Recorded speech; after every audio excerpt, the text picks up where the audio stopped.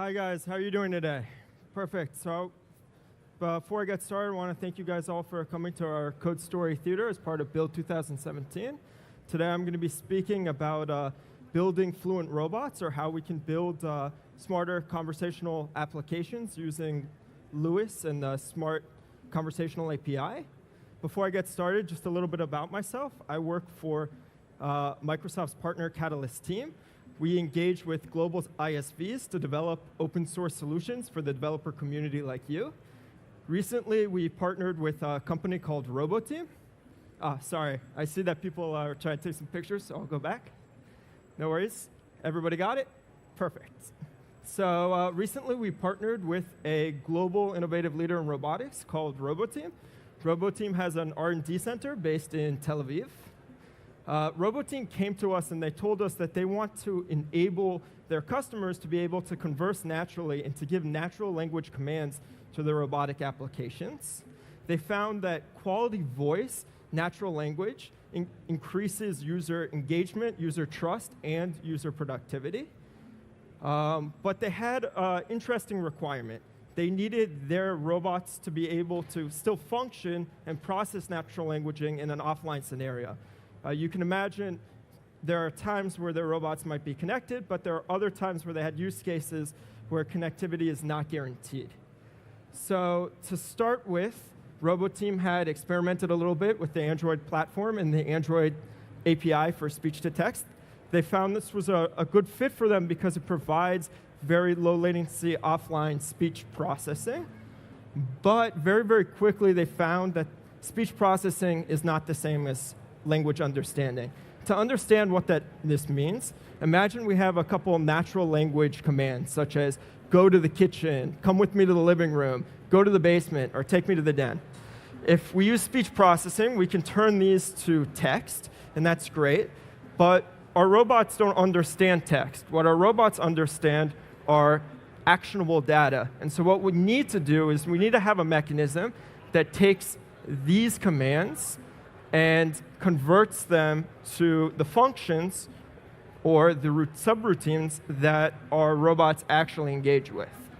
So in this case, the first one would map from that string to a function go to kitchen. And the next one, even though it's a completely different string, would still map to the same entity and have the same parameters. So Roboteam wanted to know how to do this, and they came to us. How can we turn our user queries from speech processing into actionable data? Well, I'm sure some of you guys are familiar. Some of you guys might not be. But Microsoft has a Microsoft Cognitive Service offering called Lewis. Lewis enables you to determine intent from queries. And it also allows you to extract entities which map to the parameters in those queries. You can train a model very quickly online. And you can also leverage pre-built models that Microsoft has built based on their experience with Bing and Cortana. So I'm going to give a very lightweight demo to show kind of how Lewis works. Let me just switch over to my computer over here. Perfect. So here we're in the Lewis app dashboard. What I'm going to do is I'm going to create a new application. So let's call this Robot. And I'm just going to create a very simple bootstrap key. Now, this is going to be a very simple application. Perfect. So that's good news. We have internet connectivity. Perfect. So what I'm going to do is I am going to create a new intent, and we're going to call it go-to. So very simple. I just type go-to. And now what I want to do is I want to have a couple sample natural language queries that I can map to this go-to intent so we can train our model. So I'm going to write a couple of the ones that you've probably already seen, such as bring me to the kitchen, bring me to the den, go to the living room, take me to the basement. So these are all different queries that map to my go-to function. Now, as you recall, go-to needs a place to go to. So how do we enable this? Well, we're going to tag some entities. So I'm going to tag basement, and I'm going to say location. We're going to create a new entity location, and I'm going to tag these other entities as well, call them locations. And then I'm just going to save my utterances, and we're going to train this application. So again, very, very simple, very, very easy to get started here.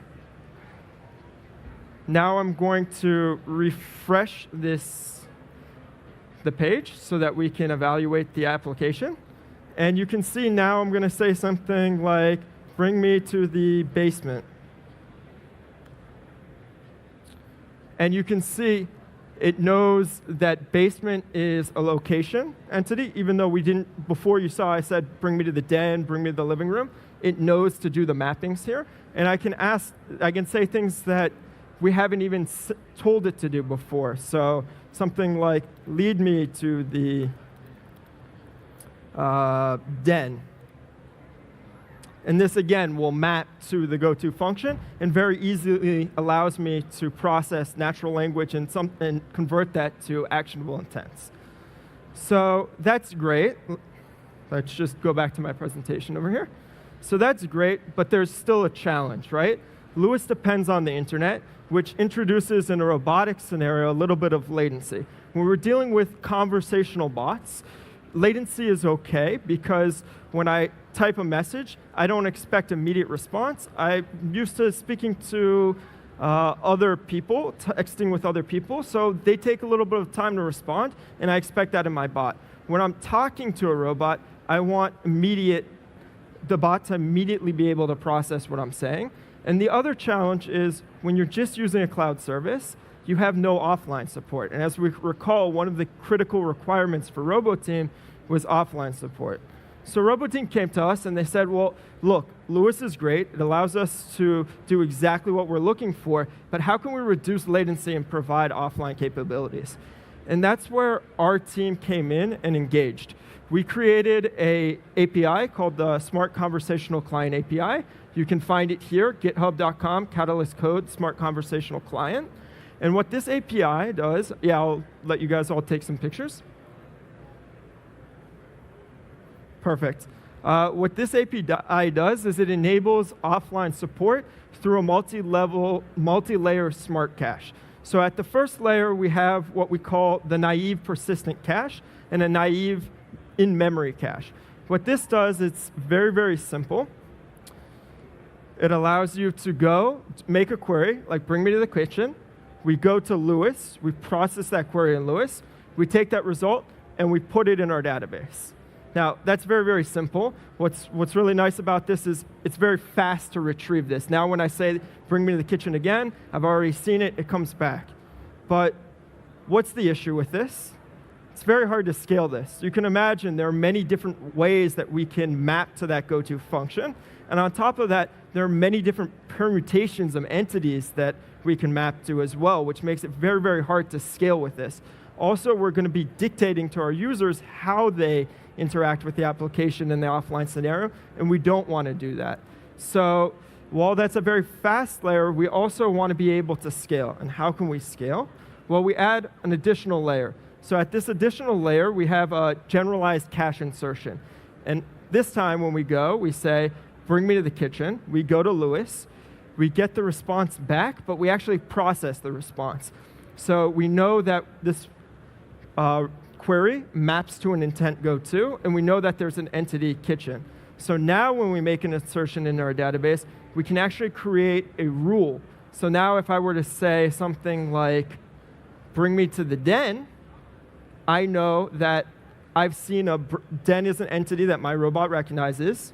I know that there's a rule that matches that exact phrase to the entity. And now instead of having to go to Lewis, I can learn from Lewis exactly how my users interact with an application, but I can process that offline and provide some offline support.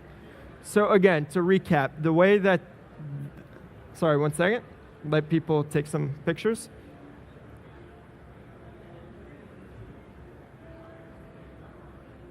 Perfect. So to recap, the way this works is when I make my query, there are 3 asynchronous operations that occur. There's an optional in-memory lookup, because an in-memory persistent lookup is going to be much faster than going to our database, even though our database is very, very fast. Then there's a persistent database lookup, and there's the rule match lookup. The first one that comes back, that's the response that's going to be returned to the user. Now, here's where it gets interesting. If I'm online and the user says something that I haven't said before, then I can send the query also to Lewis and get the new Lewis response back, so I can dynamically update and learn from my model how to adapt and evolve my offline cache. And we also provide support for a knowledge graph failover interface, which allows me to, if in the case of handling general knowledge queries, to handle that as well. And then, only then, if this entire pipeline doesn't understand the query because it's a nonsense query, do we have our failover result. So in terms of performance, you can see there's a really, really big performance gain here. On average, we have an over 4x performance gain, which is the difference between me talking with gaps and it being very hard to understand me, and being able to naturally converse and process the commands in my robot. So again, these are all in milliseconds based on about 100 different runs. And now I'm going to show you how you can integrate this API into your own application. Perfect. So to get started, I'm going to use just search to say smart conversational client. And you can see right here, there's a GitHub page. All I have to do is I clone this repo, and I put in my Lewis app ID and the Lewis subscription. Then here, to actually use the application, it's very simple. I just import the smart conversational client controller. Just declare a new conversational client controller based on my application context. Then I make my query. So to make a query, we just do controller.query. This would be something that would be linked to either the Microsoft Speech API, the Android Speech API, whatever I get back from my speech processing pipeline. Then, at the next layer, I need to process this query. So this is very, very simple. When the query comes back, it's going to come back with 2 string arrays ordered by confidence. The first is going to be the entities, and the second one's going to be the intents. And then in the case that I get a knowledge query, we just pull from our knowledge query client. And from here, the one rule that's in the knowledge query interface is that there's a way to get a spoken text response so that my robot can read that back very, very quickly. So again, very easy to get started. This is a great way to enable offline support for your applications by preloading the cache and then learning from when you're online. And it's very, very low latency. So again, I'm just going to show the slide to provide resources for getting started.